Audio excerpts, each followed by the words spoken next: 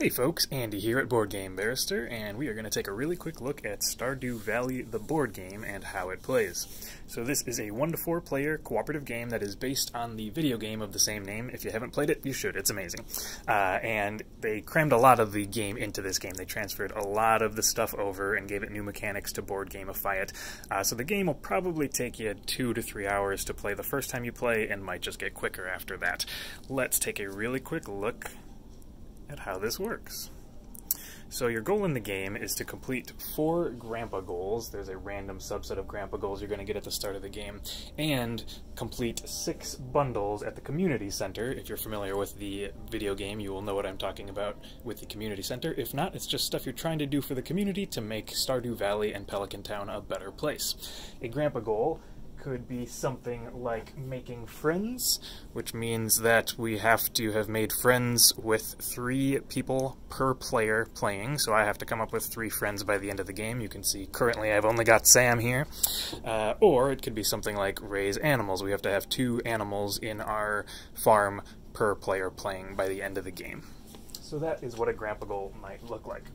So the year you're going to be playing through is represented by this deck of season cards. There are 4 cards per season: spring, then summer, then fall, then winter, and then you're done.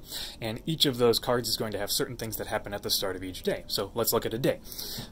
First thing I'm going to do each day is to draw my season card. This is my spring season card I've just drawn. This one tells me that crows are going to come and try to eat something out of my farm. They're actually successful. They're going to eat one of my parsnips because I have no scarecrows.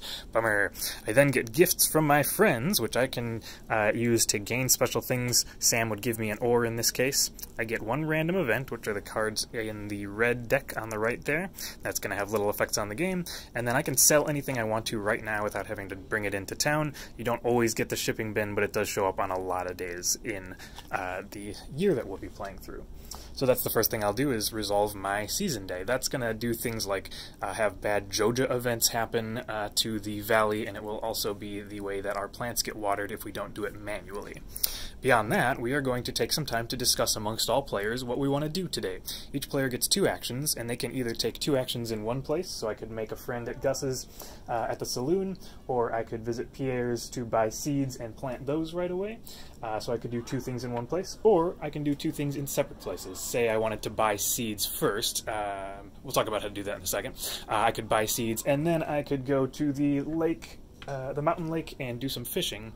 The cool thing about doing actions in 2 separate places is that if there are forageable spots along the way, so these are along the route I was taking, I can forage while I'm walking for free, and I ended up with an extra stone on my way just there. Alright, we'll hit a few of the different areas you can work on around the board. There's a ton of mechanics in the game, so I probably won't get to everything. First thing you'll want to know about is farming, though, of course, right? Farming is super straightforward. We have got this tray of seeds over here that we can plant, and whenever you go to Pierre's, you automatically plant any seeds that you buy. Every seed costs 1, so it's pretty straightforward economy of seeds there. The cool thing about buying seeds is that when you buy one, each of them has got, let me show you, a sell price, but it also has a watering spot, and it has to live on that spot on your farm, because rather than being slots on your farm, this is actually just a timeline of when your seeds are going to be ready. So because I had a 3 open, I can plant my potato in that 3 by paying 1 coin, and now every time we water crops, everything is going to scoot 1 to the right, and everything that pops off the right side goes into my inventory. I've just harvested that parsnip by watering my crops. Fishing is down in the left hand here. We've got some Stardew dice here that will decide a few different things in the game, like mining and fishing and other things. They have got 3 hearts each, 2 Junimos, and 1 star drop. When you go fishing, there's a few different things you're going to look at. So each fish in that row is available to you when you go fishing, but only if you're at the right location. So I could only catch this shad by rolling dice if I'm at the river.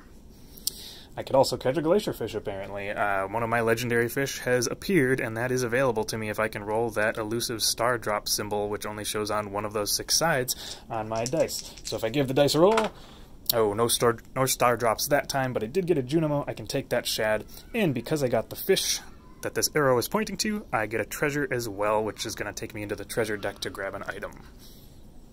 If I have bug meat, I can also just trade in bug meat at the right location while I'm fishing to grab crab pot fish. And if I end up really unlucky and I don't catch anything, trash is free to grab. If you don't catch any other fish, most of this is literally just trash and you're going to throw it out, but it helps you cycle new fish through that line so you can find more and different exciting fish and those legendary fish. The mine's pretty cool. Let me see if I can zoom you in here a little bit. So the mine, there are 2 cards going on for the mine at all times. Currently it tells me that I'm at level 1 of the mine. That means I have a gain a stone option if I end up with skulls, which we'll talk about how you might end up with a skull in just a second here. But the level also tells you what your current ore type is, so I'm currently on copper because level 1, and what your current geode is, so I have normal geodes at level 1. When I choose to go to the mine with an action, I'm going to roll those 2 Stardew dice, and they're going to tell me a combo of 2 symbols that I have to triangulate on this graph here. I've got a heart and a Junimo, so that means that I can either take a stone with the heart and the Junimo here, or I could take a bug meat with the heart and the Junimo here. If you end up in a stairwell, that means you get to descend a level, but there's a couple other ways to do that as well. Alright, we should also talk about making friends in the valley. If I go to that saloon to make a friend, that means I'm going to draw the top card of the villager's deck. Hi, Leia. And this is going to tell me a bunch of different stuff. Mainly, when I first draw this card, the only decision I have to make is, do I have a gift for you right now? And if so, you're my friend. I can't give them any of their hated items, so Leia doesn't like artifacts, minerals, or crops. So I could give her anything else I wanted to. But if I do give her a foraged item, that means that she becomes doubly my friend, and I get 2 hearts instead of 1. Normally you just get 1 when that's the case. Additionally, if it is the season of their birthday, you get bonus heart for becoming their friend as well. So this is the main way you're going to get hearts in the game. Hearts you are largely going to turn in to destroy Joja events. Joja will take negative effects on multiple areas around town that we'll have to get rid of with the friendship we're making around town. But we're also going to have to turn in hearts every time we want to go to the community center and see what's under the next bundle in line. That'll cost us hearts to see what our next requirement is, and we'll have to do that at least 6 times in the course of a game to see what all 6 of those bundle requirements are. Oh, you can see over here on the left we've got a few different buildings we can build over the course of the game. That's a thing we can do by visiting Robin, of course. Building the coop will give us access to all those coop animals, the rabbit, the chicken, and the duck. The barn's got some usual suspects, the cow, the sheep, and the goat. And we have also got the museum over here on the right. As we're finding artifacts and minerals through the course of the game, we can be turning those into Gunther. Every time we give him 1, we gain a heart, so that's another way to gain some hearts. But additionally, if we can complete a full row of 4, top to bottom, that means we get special rewards. We get an epic item if we can do that. So I'm 1 F item away from completing a epic item and getting a really strong item from there. Let's take a look at what one of those might be. Ah, it's the horse! The last thing we're going to look at for now is going to be our actual character setup. So the cat/dog token is the first player token. You decide at the beginning whether your farm's got the cat or the dog. Love that. And then here is my character board. You are going to choose a profession at the start of the game, so I chose to be a farmer. That doesn't affect anything right away, but it affects what upgrades you can grab throughout the course of the game, which we'll talk about in a sec.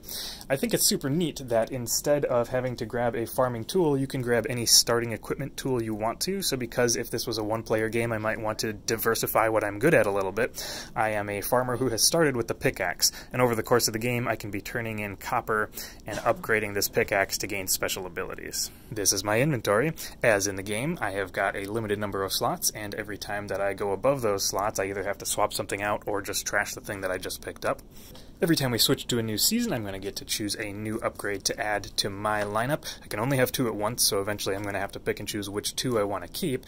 And right now it looks like I've got a bee house, which means that every time we see that gift symbol on the season, I can, instead of getting a gift from one of my friends, choose to gain 1 gold per currently planted crop. So that's pretty awesome, and I might choose to use that bee house instead of gaining that stuff from my buddies. Well, obviously there's a lot more mechanics in the game to actually play a full game of it, but that is the quick overview of all the different systems you'll be interacting with while you're playing. Played it this weekend with my wife, and we had a great time playing, and we lost, which I think you should always do with your first playthrough of a cooperative game, but we got pretty close, so we can't wait to play it again. Alright, thank you so much for joining me while we took a quick overview of Stardew Valley, and we'll see you next time.